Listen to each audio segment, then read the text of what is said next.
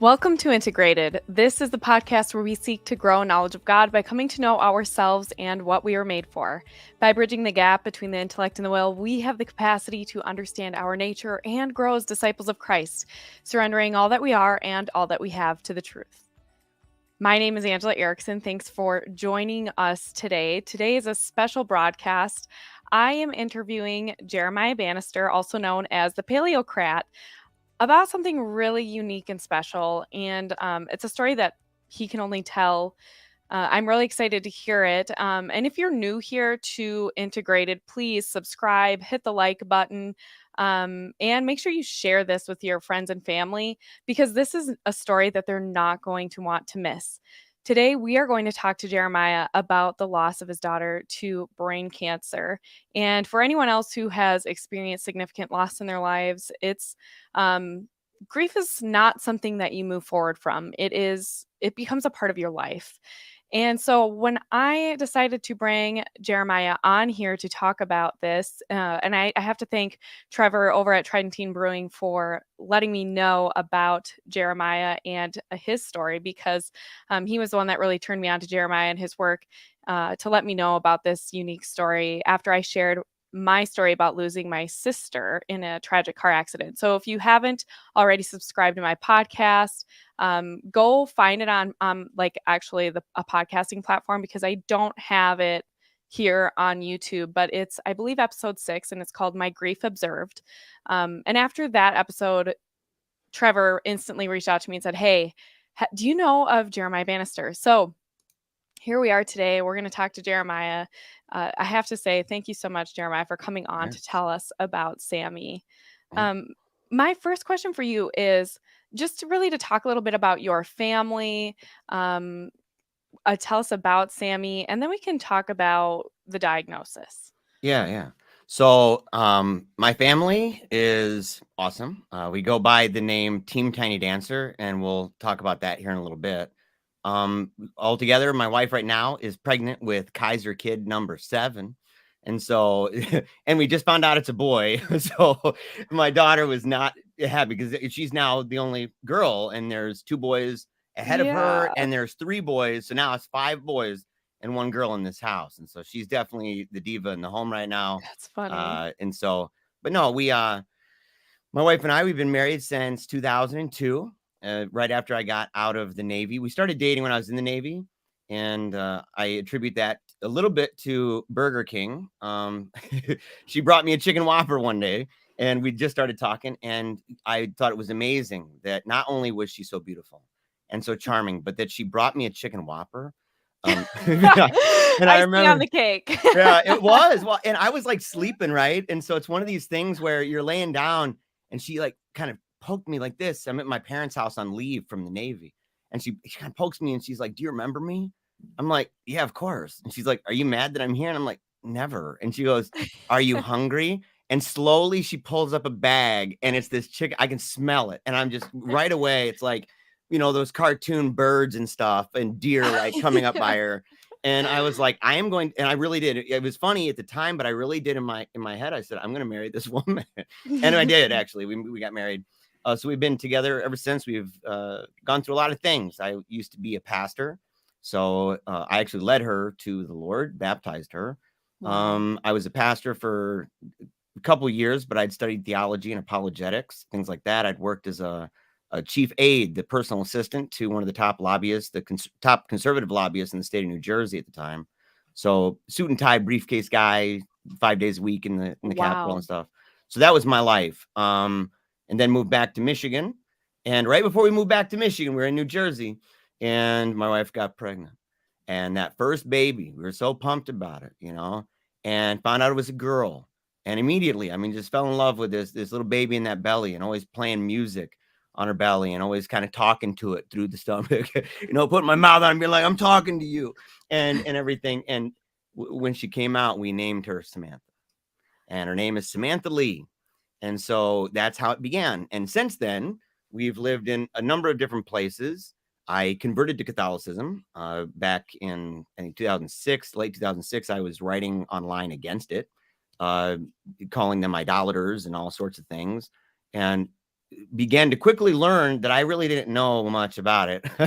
And that I was being called out left and right. And I'd gone to seminary for a while. I'd gone to Bible college, but I really knew nothing about church history or the Catholic faith in particular. So after about a year, converted and was in the church, had to go back to school as a journalist. So I went back to school for journalism, did talk radio, AM, FM, and a lot of YouTube and stuff like that. So I've done a whole bunch of stuff. And now we're in Grand Rapids and I should say this because it's going to play a role in it, that I was a Catholic for about 4 years. And part of that time, I went off the rails. I became a sedevacantist. My traditionalism got the best of me, and I allowed it to. And I became a sedevacantist, and I was that for about a year, and then came back. I tried coming back in, and that was really hard because at the time, there was no groups that really talked about that a whole lot. It was still kind of somewhat new. And so there was no support group. There was nobody that could really resonate with that in a way that was online that we have now, right? Right. My apostolate now, that's a big thing that we do, is deal with stuff like that. And so I fell away. Ultimately, I was scared. It messes with you badly. And when you get out that far and the kind of crazy junk that goes on out there. And so I ended up way out on the fringe and slowly found my way not in church anymore. And by that time, we'd had our other children, which made it wild. You'll learn more about them. Athanasius, that's the first one, the boy. So you have Samantha, then you have Athanasius, then you have Ambrose, and then you have Teresa Avila.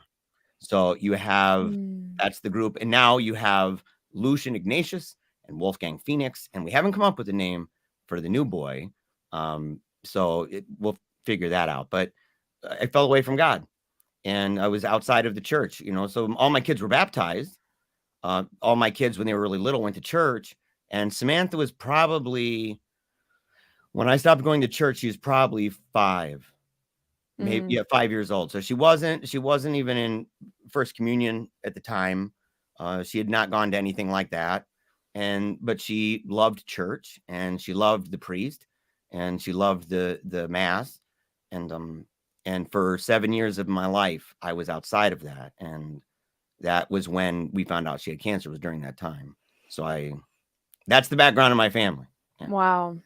So it's really interesting, like amazing, actually. I have a friend growing up, he had brain cancer, and he died when I was just a couple of weeks before my 17th birthday.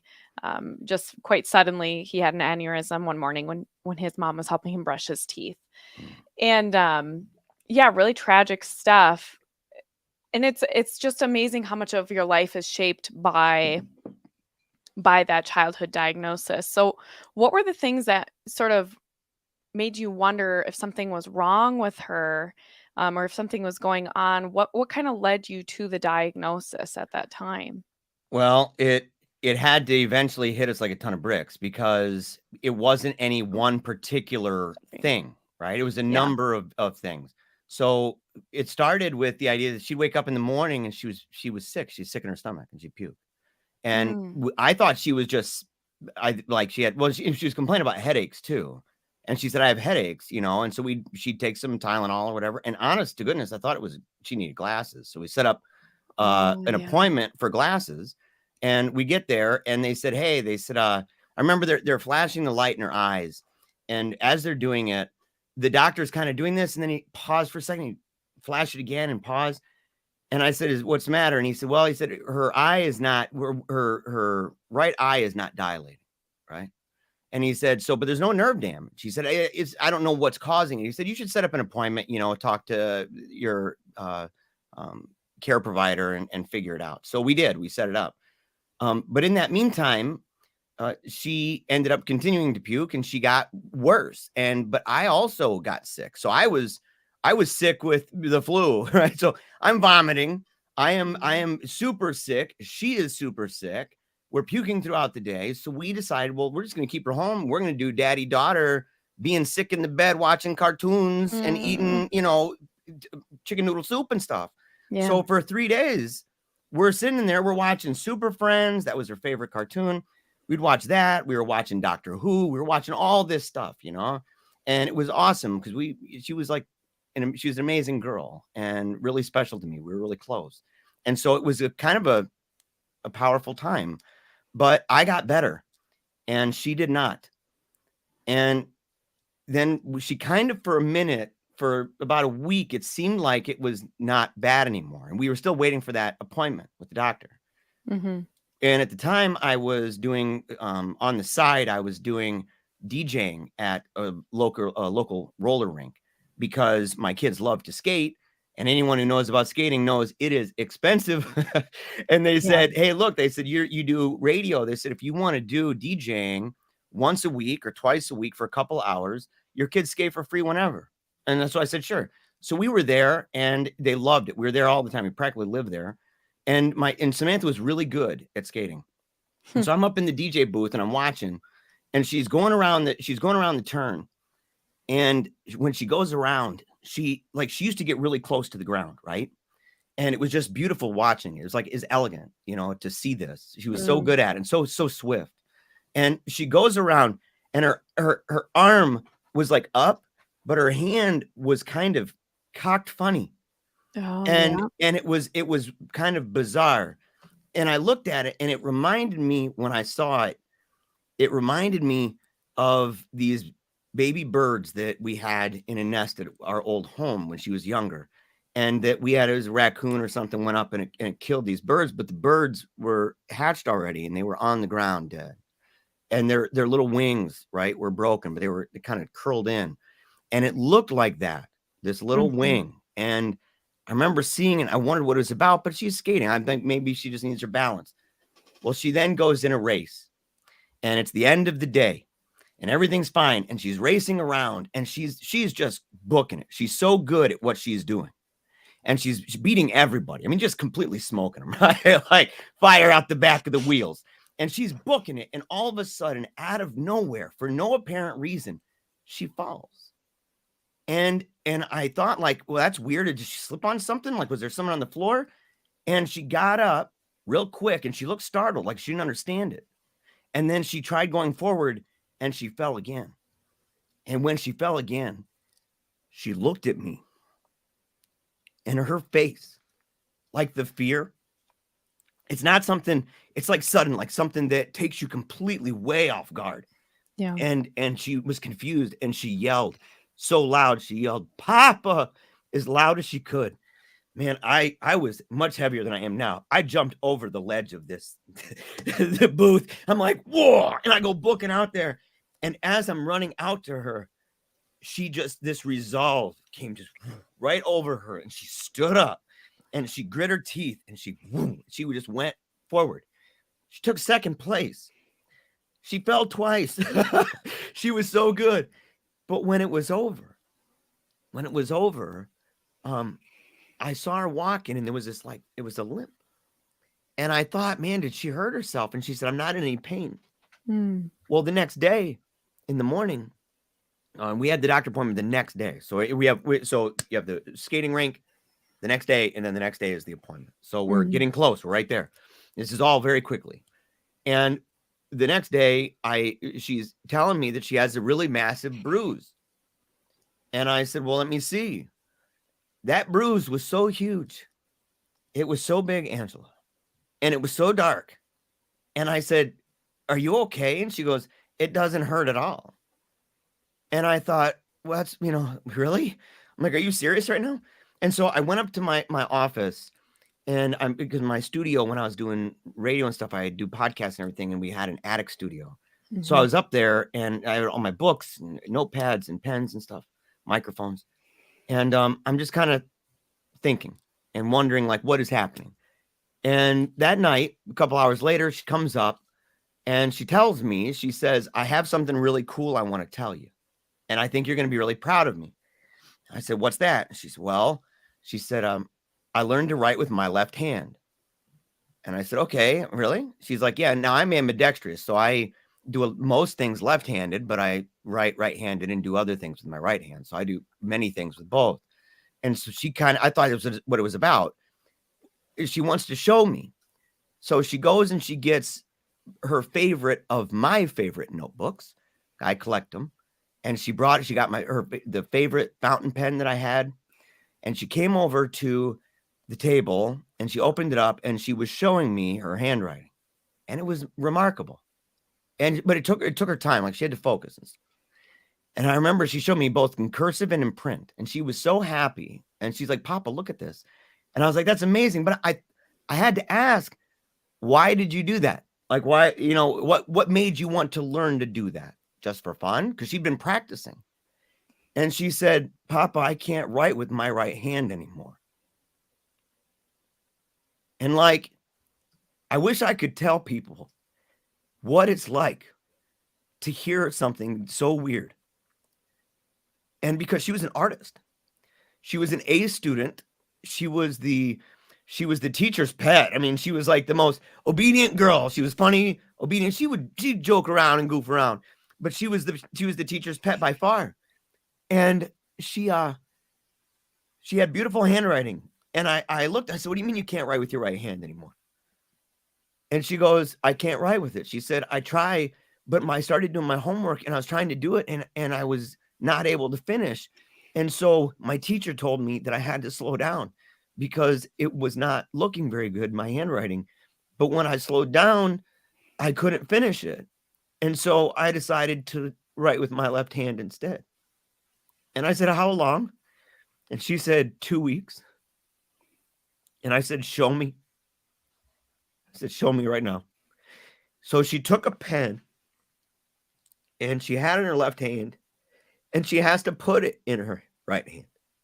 But her right hand is like, it's like, imagine if your fingers, you can't control them. Each one's moving.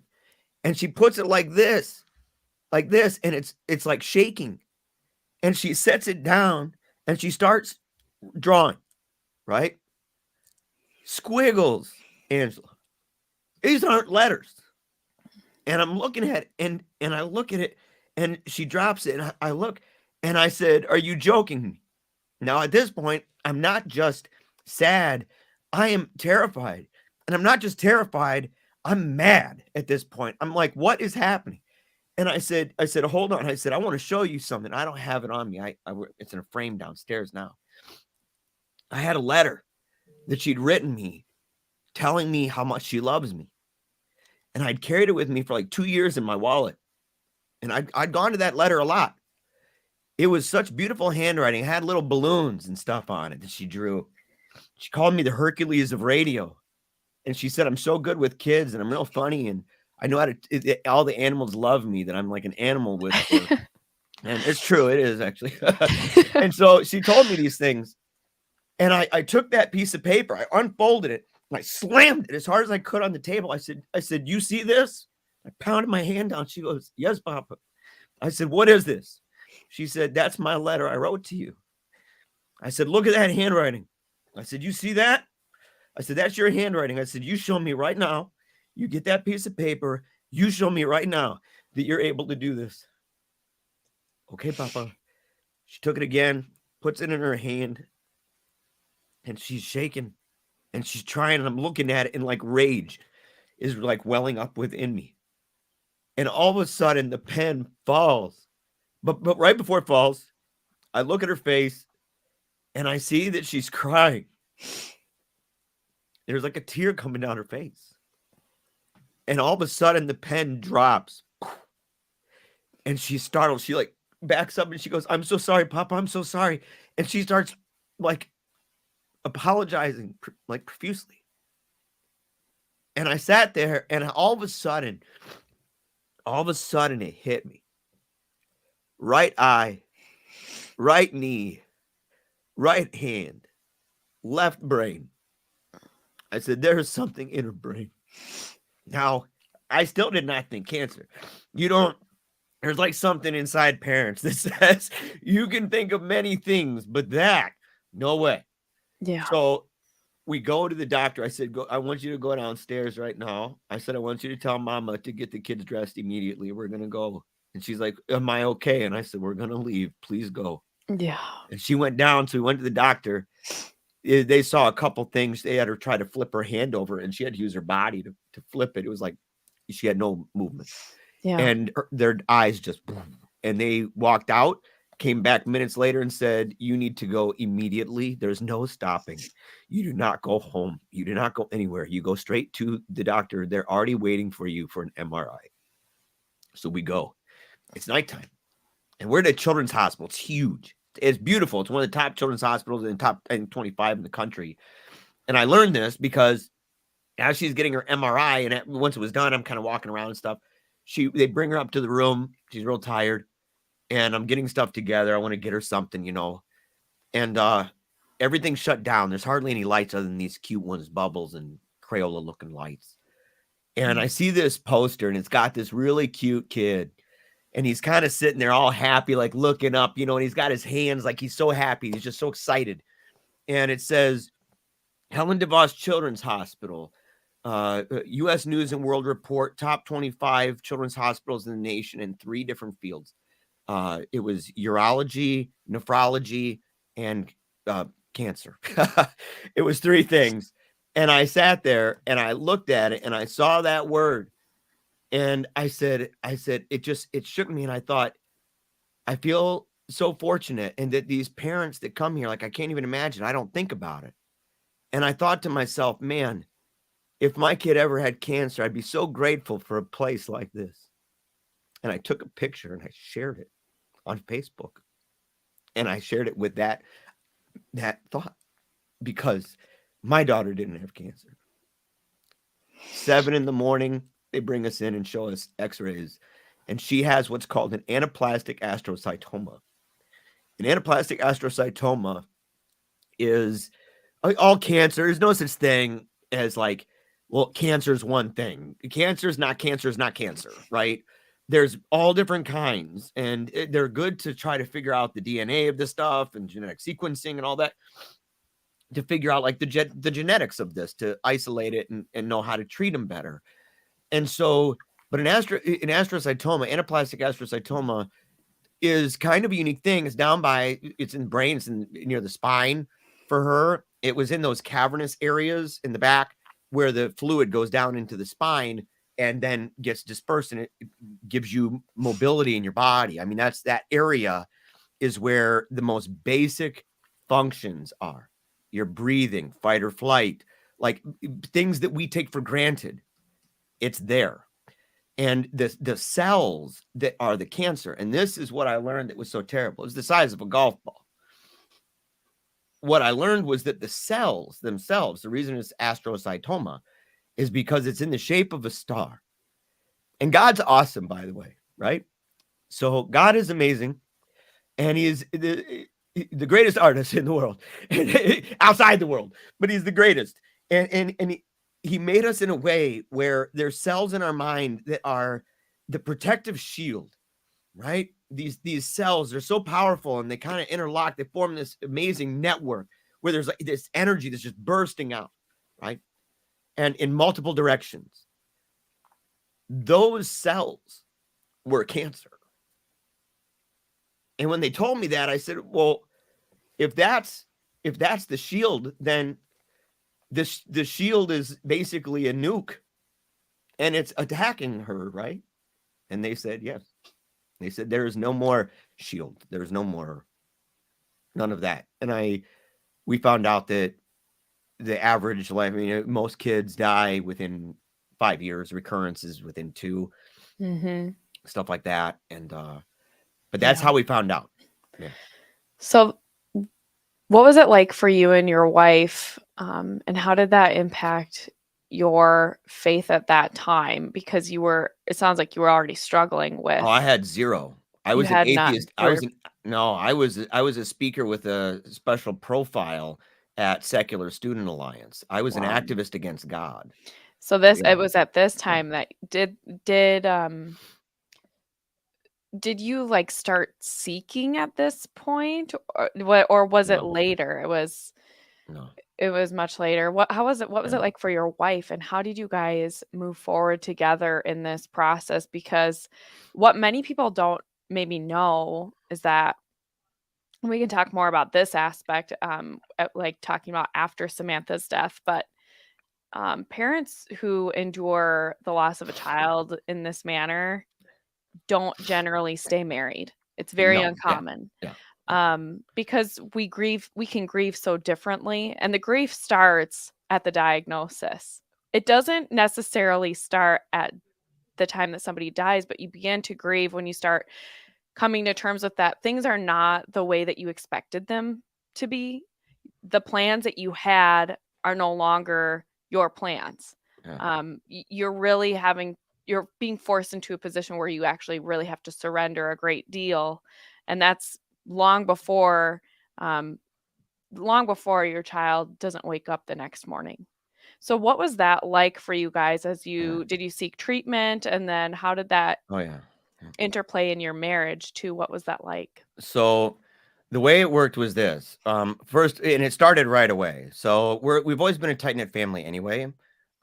We take a lot of pride in our family. It's easy when you have awesome kids and a mega hot half Korean beauty queen wife. It's kind of awesome. So we love our family, and so we've always been like that. But Samantha was also a remarkable, she was sagacious, eerily so. So even from an early age, I think she was 5 years old. I was outside her room going to bed. It was all dark. And she goes, "You're going to die one day." And she just says it. And it's not dark. I don't even know she's awake. And I'm like, "What?" And I look over and I'm like, "Samantha?" And she's like, "Papa, you're going to die one day, you know." Mm, And I thought, "Yes." I said, "We all will." And she goes, "But you're older than me." And she goes, "That means one day I might be alone and you won't be here." mm, And I'm like, "Why would you think of this?" And she said, "Well, the dog, we had a tree and walker coonhound that died." And she said, "He's buried outside." And I realized that her bed is by a window that if you look down, if you knew where he's buried, you can see it. mhm, And so she's contemplating death. My mhm, best friend died when she was like 5 years old, or 6 years old. Maybe actually she may be a little bit older, maybe 8 years old at that time. He died. So but she knew him. He died in a car accident. He was 20, 24, 25 years old.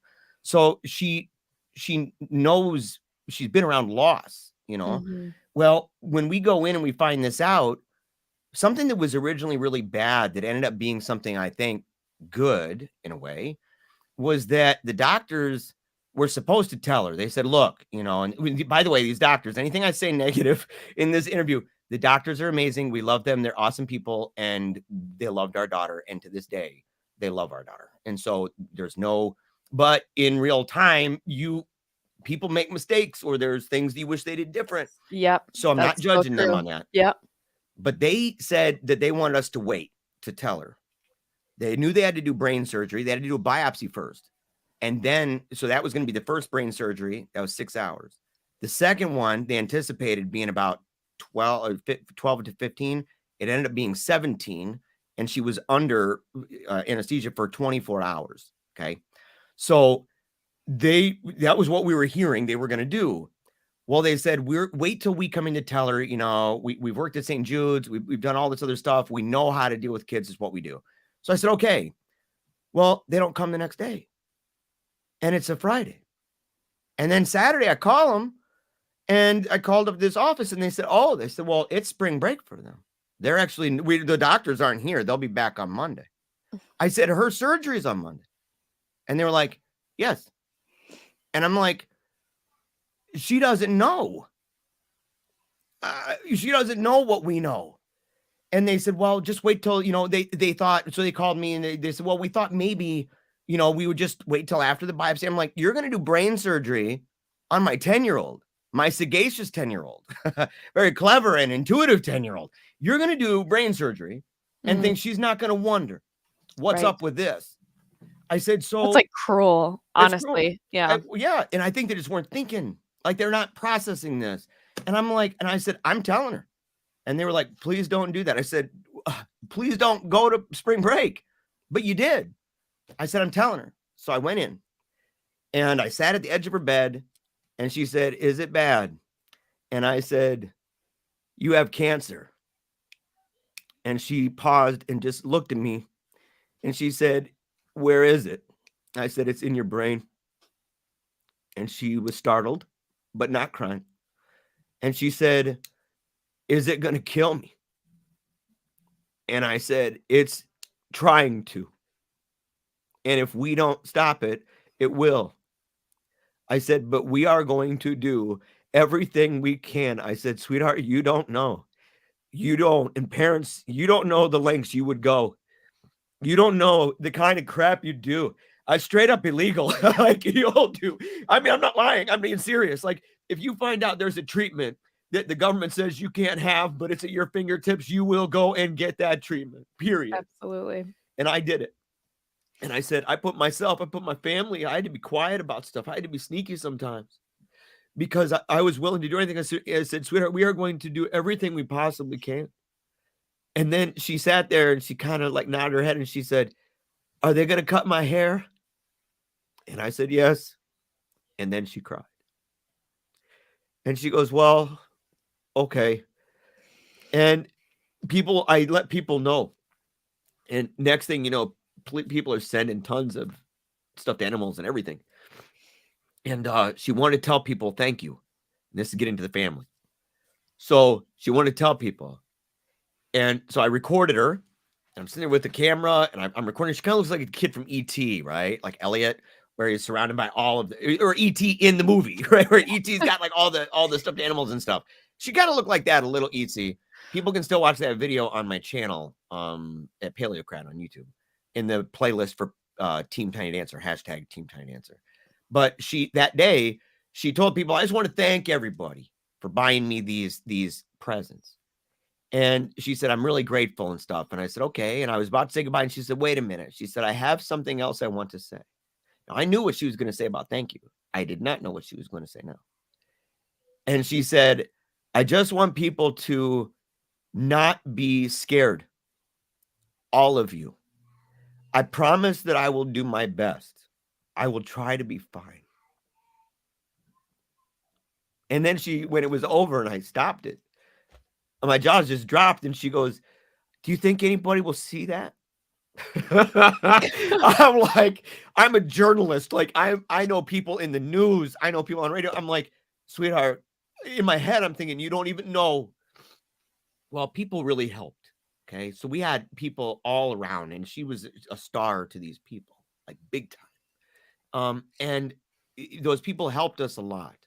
And a lot of them were believers. A lot of them were unbelievers. It was a weird mix of things because of our background and our family, but also the life we had. So my channel was a mix of that. But Angela and I, it was tough at times because your whole world is turned upside down. You're now dealing with, it's one thing to tell a daughter that she's going to be losing her hair. It's another thing to be there in the moment when she's crying before her surgery. And you have to think of how in the world you're going to help. And the two of you put your hands together over top of her forehead like this, and then take a picture and show her and say, you're still the most beautiful girl in the world. You're still beautiful. You're bald and you're beautiful. And she smiled. It was beautiful. But then to see her come out with tubes out the mouth, face swollen, hair gone, huge scar, massive on the top of her head, to then have to go to radiation and chemo, right? Because we hadn't studied different things. I mean, I was an atheist, so I was like just kind of like, well, this is the order of things. But I was skeptical too, like different things that we did. We had to make decisions about food, sugar, medicine. She was on all sorts of medicine, overwhelming amounts of narcotics. Yeah. And to be really honest, I'm just going to level with people, right? Because this may actually be something later in your life that you will need to think about with your family or yourself or your kid, God forbid. Cannabis. She was on Vicodin. That's weed. She was on Vicodin, morphine. She was on Xanax, Valium at the same time. Oh my goodness. Plus all the meds that you need to take because you're so constipated and bound up. So her stomach was like pregnant looking. She's screaming because of the pain. And she's taking all these meds. She's drooling out of her mouth. Her friends come to visit her. She's like not even there. And I was like, I know that this could help with the stomach, the nausea, all the stuff. So we did stuff like that. We had to make decisions that were scary to make, you know? And scary because she did so well on that. We stopped giving her the other meds. She started doing so well, we kicked off all the other meds. Oh, said they're done. And we had one, and that was in a gel cap, little thing of oil, this weed. Mhm. And the doctor's like, they're so used to seeing kids that are going through chemo and radiation that once you've gone through that enough, you will become accustomed to the typical amount of time before the kid starts complaining of burning sensations, inability to sleep, nausea, restlessness, all these things, right, that go on with that. So we reached that place. I didn't know, but it became apparent because the doctor walked in and just assumed outright that Samantha was experiencing these things and said, "I'm so sorry that you're in so much pain." And my daughter looked at her like, "What?"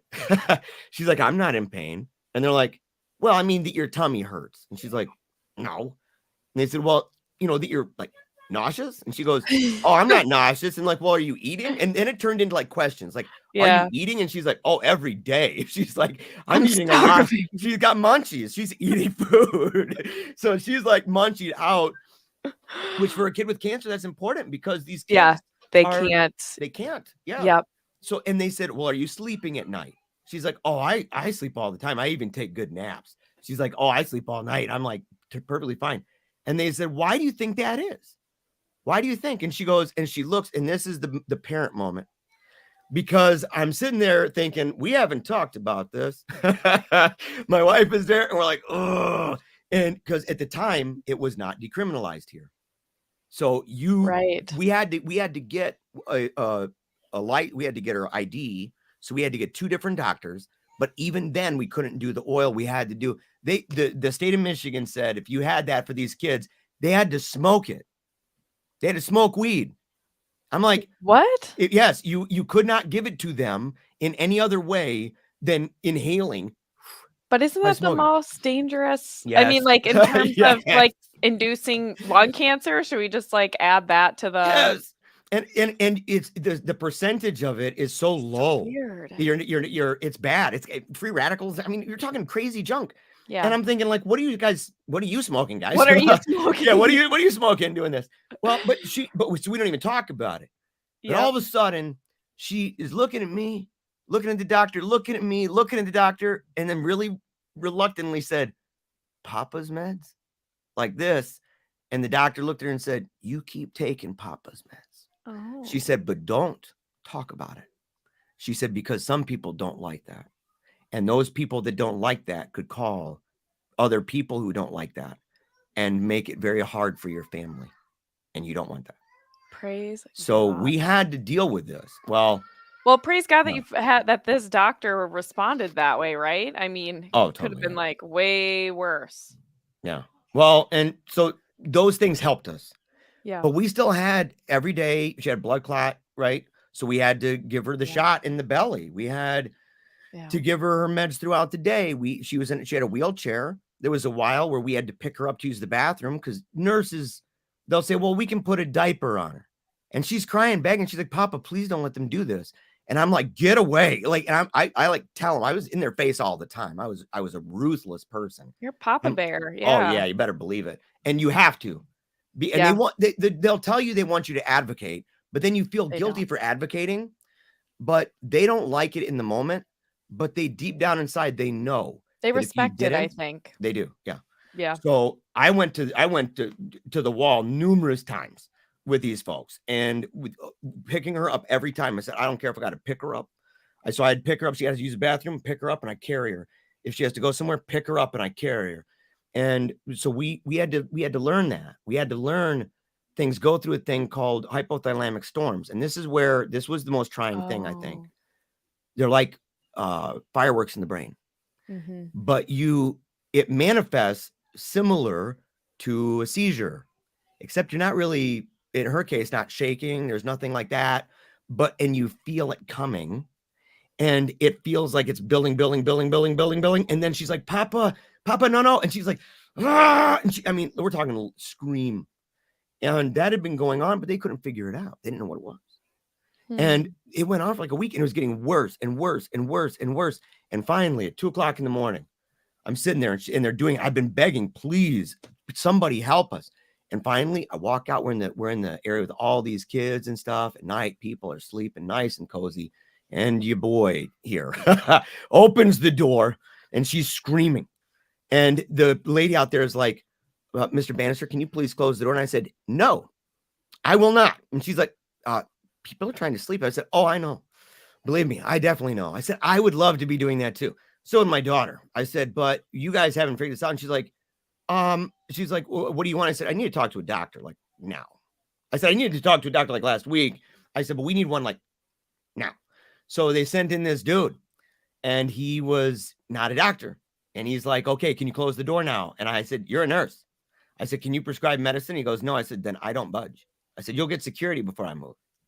And he said, what do you want? What is this? What do you want? I said, you need to call a doctor right now. He said, it's 2 a.m. I said, I know.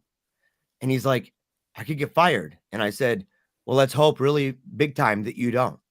I said, but you're going to call, because if you don't wake him up, your doctor and you are going to be dealing with the insurance people tomorrow, because I will carry my daughter out of here. And I said, and I know how much money you guys get from this. I said, so don't play with me. So he looks at some, now he loves me. These people, they're there, man. They get connected with these kids. They went to funerals and stuff, even if they didn't see her for quite a while. Well, he sat there, and he tells her, he starts crying. He says, Samantha, he said, I will rattle as many chains as I have to for you. And he called like this, and he starts crying, and you can hear the doctor is furious. And he's like, I know, sir. I know. I know. And he goes, you need to hear this. And he puts it out, and she's screaming. And next thing you know, it's like an hour later, man, that room is filled with doctors. And so, but that night when all that was going on, it had become so overwhelming that Angela, and this is the only time this happened, but it did. And there were times it happened to me where she helped me. But this particular case, she'd been dealing with it for so long, trying to deal with this, and we had no help. And there was nothing you could do. All you could do was hold her hand and tell her you weren't leaving and that you're right there. There was nothing you could do other than that. And no medical thing, right? And I'm sitting there, and I'm holding her hand, and she's screaming. It's getting worse. And I look over, and I see my wife, and she's looking up. She's on the bed, and she's looking at me, and she's weeping. Her eyes are swollen and red. And she takes the blanket, and she covers her face. And I thought to myself, I said, there's a breaking point. I said, I've now learned there's a line, and I have to be there for her. And I have to know that there will come a time where I will be at that line, and she will be here for me. And so we made a commitment, and we said, we are going to be completely honest, scientific honesty. We're going to tell you the truth about what is going on with you. And I'm not going to make it gruesome, but I'm not going to candy coat this. It's cancer. You don't candy coat cancer, right? With a 10-year-old kid, you just don't do it. They know. And it's their life, and they don't want to die. They're thinking about boys already, and wanting to play sports and stuff. And they're wondering questions like, am I ever even going to have a period? Am I ever going to get married? Am I ever going to have kids of my own? Am I ever, and it sounds weird, am I going to be able to bury you, Papa? And am I going to be able to be sad when Mama dies and that I am alone? Can I do that? No. So it's hard. And you're going to deal with those questions, and you don't know which one's going to wreck you. You don't know. It's like hearing songs later after they're gone, and it's like some weird thing, or you see a picture of something, or you see something in the universe that all of a sudden, all of those feelings that you had and everything that was in that moment with her is back, except her. And you weep. So we were there for each other, and we had to be. Yeah. It's hard to explain sometimes the way that comes over you. It's like, yeah, it could be a smell or something really that would seem very insignificant to someone else, and all of a sudden it just hits you like a bus, and you're back there, you're having flashbacks, you are not mentally even present at all. Um, how so what was it like moving forward as you guys approached the end of her treatment? Yeah.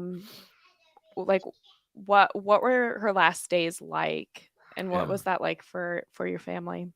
Well, people, if they want to know more about this in detail, you can actually watch the eulogy because, things were going better. The chemo melted the tumor. You couldn't see it anymore, but Mm. that didn't mean it was gone. And a lot of people, and to be honest, it was a lot of religious people that automatically assumed it was prayer that did this. And I thought, we are on an enormous amount of treatment, and it's very difficult to disentangle that, right? Mhm. So they said, we had people that came up and said, well, there was a person at our church did this powerful prayer, and all of a sudden I come home and the cancer's gone. I thought that's what it was. And they meant it. They were friends. Mhm. And I had to tell them that no, it wasn't gone. It's microscopic tendrils. You just don't see them.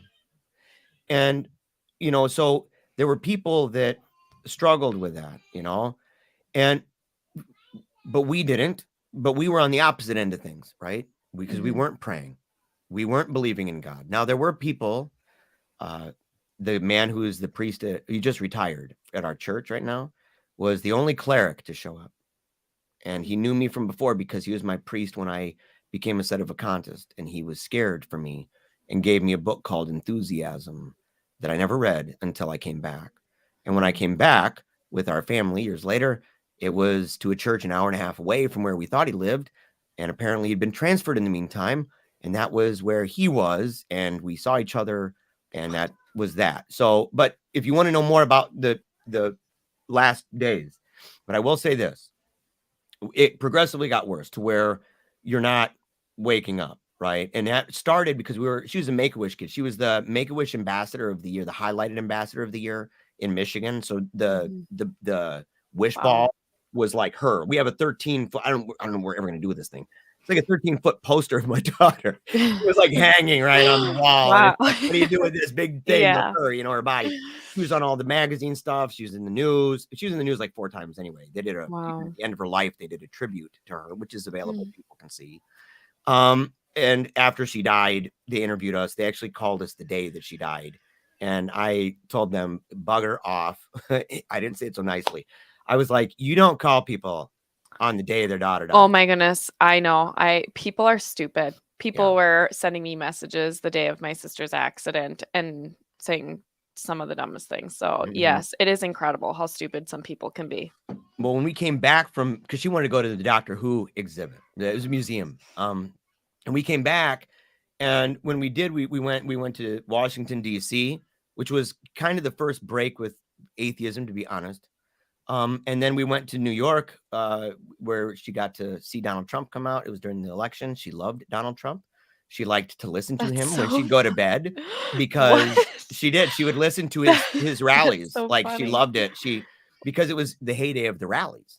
So, Right Side Broadcasting, all these other groups were airing it live, and she just listened to it at night. She She just goes, liked the hype. she said that his voice is like a sing song. She said it has a certain the cadence to it. And she Interesting. said she loved it, and it was delightful to listen to, and it would make her excited, right? Because she loved America. She loved the veterans, she loved the troops.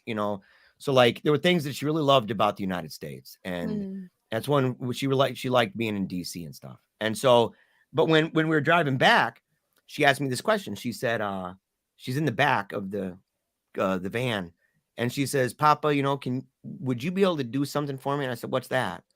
And she said, or she said, would you be able to sing at my funeral? Mm. Now, her cancer had not come back, that we knew, or that it was stabilized and stuff. We didn't think anything bad. And I'm like, why would you think that? And now she'd been carrying a book with her. We're back to the handwriting. She'd been carrying a book called All About Me. I bought it for her. It's an awesome book. If people want to get it, it's kind of cool. Tons of questions about yourself and stuff to remember what you were like. So she's filling it out, or so we thought. And she carried it with her everywhere, but she was in her wheelchair more. And I pushed her Mm. around, and you could tell that she was struggling with that. Well, I tell her there's no way I could possibly sing at a funeral because that's the dumbest thing in the universe. Singing and crying at the same time. I said, the idea of me singing and no. I said, I will, however, speak. I'll do that. And she said, you can do the speech edit. I said, yes, I will. And she goes, I said, but you ain't dying. You ain't going nowhere. Okay. And she's like, okay. And then she told me something that changed everything. She said, Papa, I love you with all of my heart into a million pieces. And it was the most charming, beautiful cadence I'd ever heard. And I told her I loved her too. And I looked back and she got this big smile on her face. And then 2 minutes later, she said, Papa, I love you with all of my heart into a million pieces. And I thought, that's the same exact everything. And then another 2 minutes later, she does it again. And she does it again. And she does it again. And she did it like 20 times. And every time it was so hard because I'm sitting there and it's like cancer knocking on your door because you know what it is. It doesn't just come out and say, hey, guess what? I'm back, everybody. I'm here to take her now. It doesn't do that. Instead, it tells you through these amazing things that leave an imprint on you forever and ever. And that's what happened. And I went to the house. We went to my mom's in Pennsylvania. And I called the doctor and she told me, she said, that is not good. They know what this is. And I said, what am I supposed to do? Because by that time it's late night. She keeps going. She won't stop. And I said, what do I do? And she said, have you seen 50 First Dates before? I said, yeah. She's like, you need to be that. You need to act every time like it's the first time that you've ever heard this. And you don't tell her. Don't tell her. They said, you have to act as if this is it. And I said, okay. And every time I'd look at it and say, I love you. I love you more than you know. We get home. And the last thing about the lead up, she's at this camp and she wasn't coming out talking to anybody hardly at all because she was sleeping all day. And I went in, it was dark. There was no lights. And I forgot my phone. And I asked her, I was like, hey, Samantha. And she didn't answer me. And I said, Samantha? And she didn't answer. And I kept saying it over and over. I grabbed her and I started shaking her. And I said, Samantha, wake up. And I was screaming at the top of my lungs. I smacked her in the face. I smacked her because she needed to wake up. And all of a sudden I'm sitting there and I'm just weeping. And she says, Papa, what do you want? And I thought, how dare you? How dare you? Oh, and I just held her. And she died 2 weeks later. And I carried her from my home. We had probably 400 people come into our home. And people whose lives were changed. And people who, one person was a heroin addict. They lost their kids with their husband. Their husband and her were both heroin addicts. And they lived out in the woods in this tent. And they would go every morning, they'd wake up and they would try to find heroin. And the stuff they were doing for it was outrageous. And they were somewhere, I don't know if it's a library or what, or somebody's house. And they saw this hashtag about Team Tiny Dancer. One of their friends shared it. Sorry about sniffing up my nose there. It's okay. I don't have any tissues. I know. told people in the promotion, I said, you need to bring 2 boxes. I know, and I forgot some too. So, but the thing is, that woman started following it and thought, because my daughter's motto in her life and the motto of my show. And by the way, in case people are unaware, where I am sitting at this moment. In fact, if you could, can you broaden the picture for a second? Yeah. This room here is the room where my daughter died. That shield right there, she was the princess of a medieval festival. It was totally amazing and dope. And she was the princess for all time. And there's a bunch of amazing things back there. A bunch of people who signed it. There is a piece of paper on this door behind those lights that says quiet room. That was put here when she was in a coma. because she was in the room in a coma and she's at the end, the belabored breathing, that's her body is shutting down. And all these people coming. And when she died, she was sleeping in a bed in the exact same spot I'm sitting right now, that I have chosen to make the place where I do my work for our apostolate. Because where her heart stopped beating, ours started. And that we beat along with her. And that we are in this place with her. And we're still in her orbit. And we will see her again. But that end of her life, it was so difficult. And we tried everything. And it was just no doing it. It was too late. There were mistakes made at the hospital, in fact. That sending stuff to the wrong place, a person who said that she'd help when she shouldn't have, she should have directed it to oncology that would have that same day gotten the information to this place that could have prolonged her life. She probably still would have died, but she would have lived maybe up to 5-6 more years than she did. Wow. But we were too late. We started the treatment.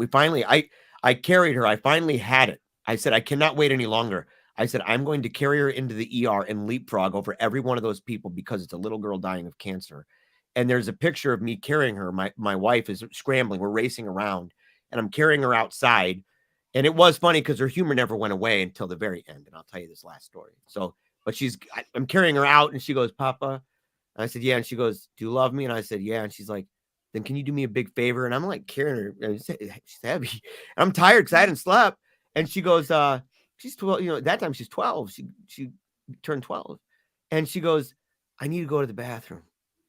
And I'm like, right now, I'm like, and I'm thinking, and she goes, can you please bring me back? So I have to go up these stairs, multiple levels. And I'm like, ugh. So I go back up and I get back and I carry her in and people, she whispers in my ear. She says, Papa, please never stop fighting for me. And I said, I promise.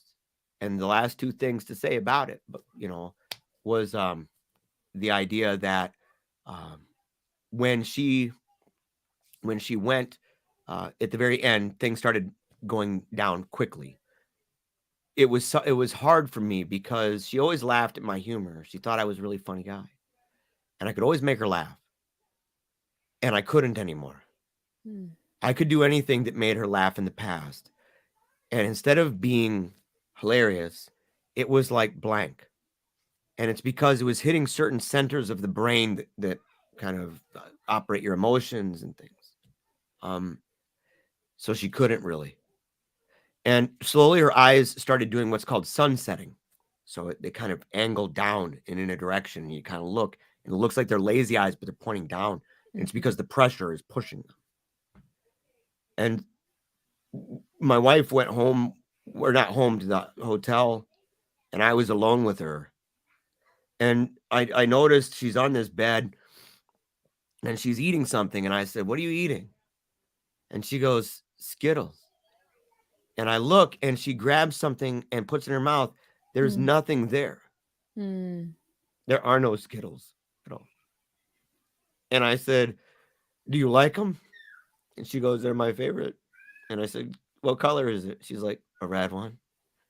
And I said, that's my favorite. Can I have something? She goes, you should get your own bag, Papa. And I'm like, there is no bag. I didn't say it, but I knew it. And I said, can you do me a favor? And she goes, yeah. And I said, can you read these balloons for me? And it said, get well, something soon. And she said, it says, good job. I said, I knew she's blind. She's going blind. I knew it. And I'm sitting there and we're watching something. I'm kind of looking at these balloons that played a big role, and they play a big role in the book that I'm writing about the story. And it's supposed to be published actually December. And so Tim Flanders is publishing and stuff. But I'm looking at these balloons and I say something to her and she doesn't respond, but her eyes are open and she's kind of looking at me. And I'm like, Samantha. And she's just looking at me and I'm like, I'm so confused. And she can't talk, but she can hear me. And I thought, I'm like, oh no. I'm like, what am I going to do? And I reach over to her hand because by that point she's paralyzed again. And so I put my finger in the hand, her left hand, And I said, can you squeeze my hand to let me know? And so she squeezed it real hard. And I said, okay. I said, so we were talking. I'm like, are you okay? And I'm pushing the button, like, help, help, help, help. And nobody's coming. It's really late. It's like 2:30 in the morning, 3 in the morning. And I'm pushing it. I'm just trying to talk to her calmly. And then she can't move her hand anymore. But I see her blinking. And I said, can you blink? I said, blink twice right now if you can hear me. And she blink. And I'm like, okay. And so I'm talking to her and she's blinking to me. And all of a sudden it's like slower. And you don't know if it's an answer or not because it's taking so long. And I'm sitting there and I'm scrambling inside. And I'm thinking I'm alone. I don't even know what to do. What am I going to do right now? And I feel this weird shake. And I'm like, what is happening? And I look over and it's her foot. She's shaking her foot at me. And I walk up to her foot and I get down like this because she's sunset. And I'm down like this and I have my hand like wrapped around her. Like I'm like clenching onto her. And I said, Samantha, I said, if you could hear me, yes is forward one time. I said, I want you, if it's yes, that you're, ugh. If it's no, pull. And I said, show me. And I asked her a question, like, do you love red Skittles? I was trying not to be panicked. Do you love red Skittles? Yes. And so we began talking, and I tried, and it was getting slower. And I said, can you hear me? And she said, yeah. She pushed. And I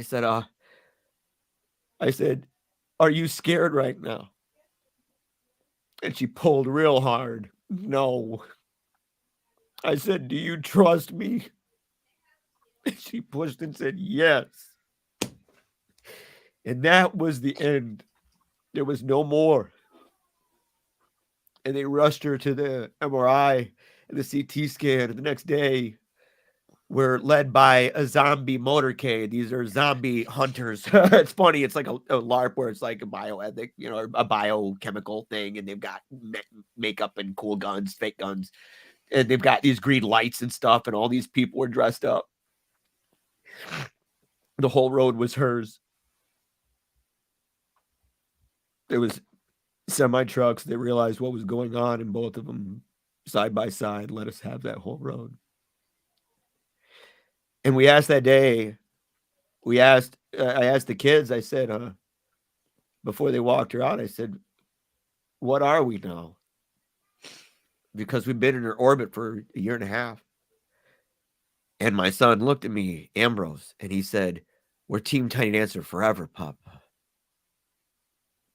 And we've tried living that out ever since. And when we got home, it was, a wild thing, but that led up to the questions that led us ultimately to the church. And each kid played a unique role. Angela played a unique role.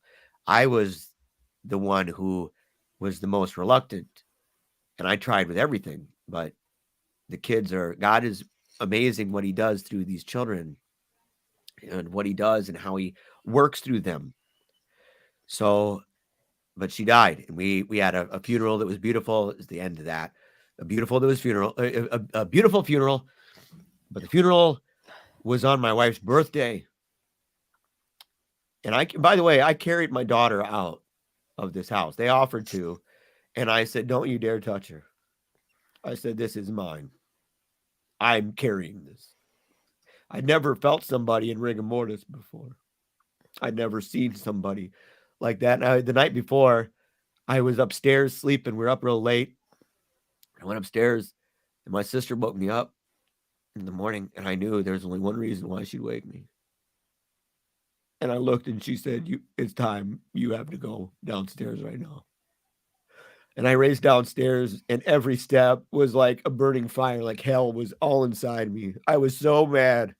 I was mad at God. I was mad at everybody. I wanted the world to burn. I was so mad because I knew when I'd walk in that room and I'm passing by all these people and they're sitting there weeping and they're scared of me. They don't know. They know something's coming. This man. And I go in the room and I said, get out. I said, everybody get out. And they leave. And I slammed the door, and I can't bring myself to even look at her. And I grabbed the edge of the bed, and I'm shaking, like I'm so mad.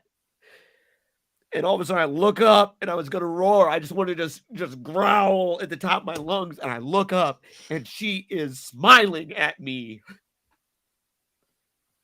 She's smiling. She died with a smile on her face. And she was beautiful in blue. And I said, of course you did. Your motto is never give up, keep on smiling. That's the motto of my show. Dream bigger thoughts. That's hers. It's on the news. Never give up, keep on smiling. And I carried her. And we've got a video when we've had people resonate with this story. We've had people resonate with this story. And for whatever reason, they become like really affected by my daughter. And they reach out to me very reluctantly, and they say, look, I'm kind of scared. I don't really know you too well. But I just want to tell you, like, I pray, and when I pray, like, I feel like your daughter's, like, on my mind constantly. And she said, like, I feel like she wants me to do something. Like, I don't know how to say it. Like, I'm really sorry. I don't even know you. And they're terrified. And I said, well, did you pray? Yeah, of course. Did anything happen? Oh, yeah. And I said, well, I'm going to show you something then. You're part of a group, and that group is called Team Tiny Dancer Forever, hashtag. It's a group of people that see a video that I made that is extremely profound and beautiful, like a film. And it's of her last days. And it tells that story so that they understand what sparked the heart of this, not what led us back ultimately, because I mean, ultimately it was, she's leading the way on all of this, but they see it and they identify with it. And so I don't know how long you have. If you want to hear anything about the kids, I'm willing to tell you about them. Yeah. If you don't, that's okay. I'm not offended at all. No, I'm looking at the time. I'm like, I okay, know. Yeah, I don't know. I should have you back on though to talk about that. Yeah. That's not as many tears. That's just, you know what? It actually works out okay because guess what? There's a book about it coming out. Yeah. Oh, you know and it's what? good. It's Let's powerful. have you on right as that book is coming out, and we'll promote it and blow it up. We're gonna blow it up. Yeah. We're gonna blow it up. Yeah. And so I appreciate it. I haven't been able to talk about this for a while actually. And when you asked about it, sometimes one of the things that's so sad is that after loss, you're not as sad. It's a different kind of sad. Yeah. When you first lose someone, it's all the time, almost obsessive. Like you have to really be cautious about it. It can consume you. Yeah. But after a while, it goes from being consuming fire to a fire that you realize it is like dwindling and you wonder why. And you feel guilty because it's not constant. But God made us that way, I think, because I have other kids. I got a wife. I got to keep marching on. I got, and I got to see her in heaven.